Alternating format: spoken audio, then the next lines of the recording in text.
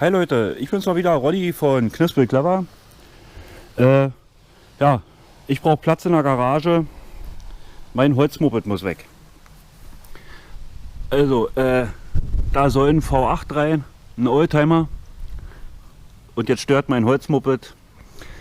Wer es haben möchte, der kann es gern kaufen. Es hat viele Extras, das sieht man in den Videos. Flammenwerfer, man kann Bockwurst kochen mit dem Ding.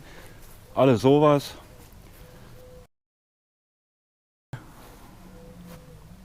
So, ja, was ist zu sagen?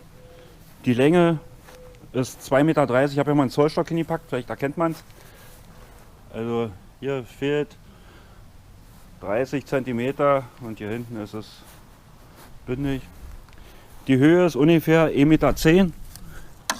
Das sind gleich die Transportmaße. 1,10 Meter, Lenkerbreite, ja, bisschen über 1 Meter. Gewicht, fast eine Vierteltonne und sie muss weg.